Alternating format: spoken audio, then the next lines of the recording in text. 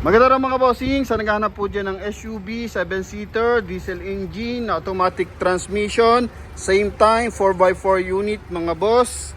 Yan, ito available tayo mga bossing. 2015 Mitsubishi Pajero GLS variant na naka power seat, naka leather, naka sunroof, moonroof yan mga bossing.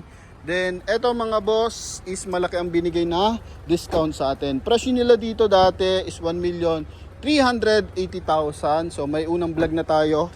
Yan yung kanilang net price mga bossing, 1,380,000. Pero for now, makukuha mo na lang to sa Promote PH sa halagang 1,240,000 mga bossing. So, ito is naka World Mags o World Mags mga bossing. 77,000 yan. So, ginagamit yan sa Pajero tsaka sa LC200 mga bossing or sa Land Cruiser. Then ang gulong nito mga bossing is Terra Grapper mga boss, no? So worth of 60,000 din yan mga boss. Kaya sa ating mga bar na interesado, so eto mga bossing, binabaan na yung presyo and i-review natin kung ano meron dito ulit mga bossing, no?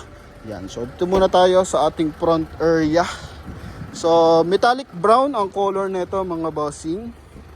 Eto mga boss, so coding nito is ending 8 month of August nga to mga bossing. So nirenew na rin nila mga boss. Okay, so sa makakabili nito mga bossing, mileage nito 80,000 kilometers, so original mileage yan. And naka projector headlight. Then dito naman is polish gray yung kanyang front grille. Yan, then polish black naman to. Okay. Then naka daytime running light, projector ang headlight. So malinis yung kanyang headlight tsaka fog light mga bossing. The same time yung kanyang daytime running light, wala rin mga basag mga boss. So as in presentable.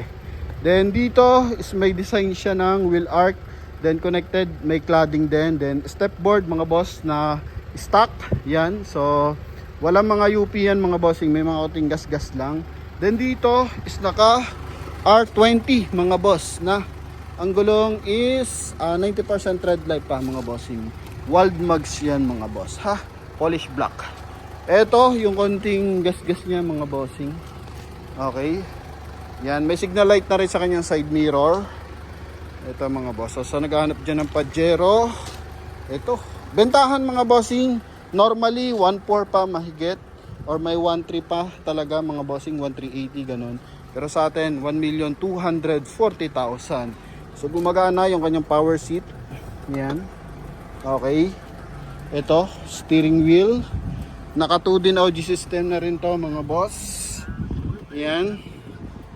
Ito mga bossing, naka ano na rin to. Check natin kung offline navigation. Hindi, Android unit na to mga boss, no? Then retractable yung kanyang side mirror mga boss.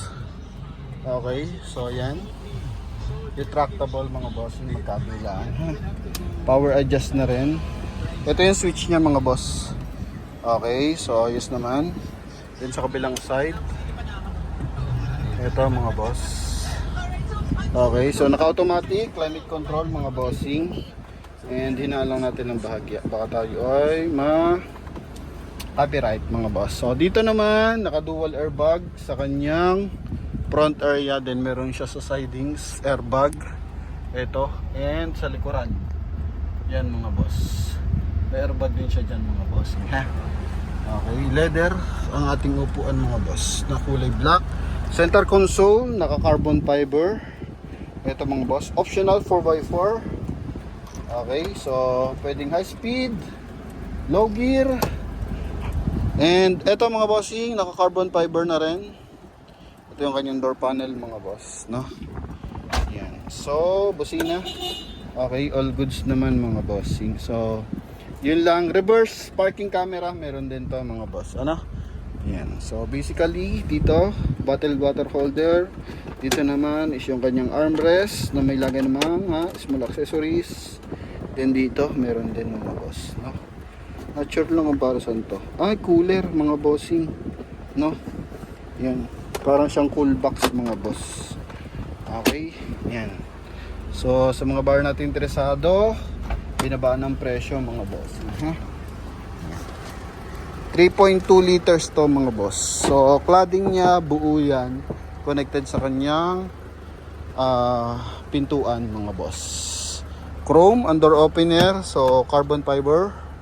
Dito naman is meron siyang armrest mga bossing. So maayos yung kanyang leather. Ito, sunroof. Paganahin pala natin yan mga boss. Baka di gumagana mga bossing. So check na natin. Pero sinubukan ko kanina, gumagana naman. Yan mga boss. So medyo malaki to. Moonroof, sunroof ang mga bossing. Okay. May mga stain lang ng bahagya mga bossing sa side, no? Yan. Doon pwede mo siya i-close. Kulay gray yung ating ceiling mga boss. Ito yung likod.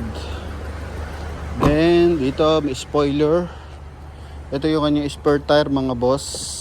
Heavy duty tow hook meron na. Then naka 4-eye sensor. 1, 2, 3, 4. Yan, 4-eye sensor yan mga boss. Then ito yung likuran. So dito is sobrang tago yung kanyang third seat mga boss. Yung third row seat. Ito mga boss ha. If ever na gusto mo siyang gamitin, iaangat mo lang to mga boss. Okay. Then yun nga. If ever na gusto mo ng malaking space, so ito available siya. Good for 5-seater mga bossing. Pero hanggang likuran, meron siyang aircon ventilation. Yan mga boss. Okay, then dito yung kanya early warning device. Yan. So sa mga gas-gas, may mga minimal na tigko konti lang, pero sa taillight buo. Yan, clear lens yung ating dalawang taillight. Okay.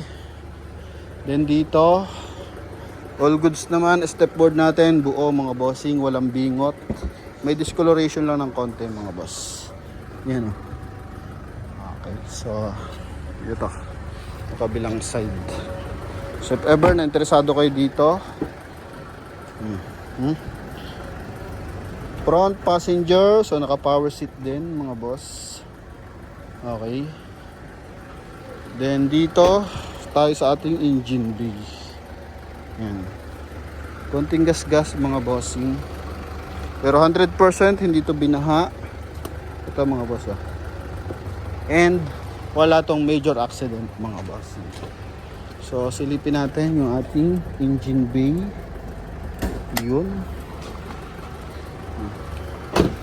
So makina nito is 3.2 liters mga boss. Oops, kapain lang natin mga boss. Saan yun? Ito. Yun mga boss. Magaan lang yung kanyang hood mga bossing ha. Then Motolite XL 24 volts ang gamit.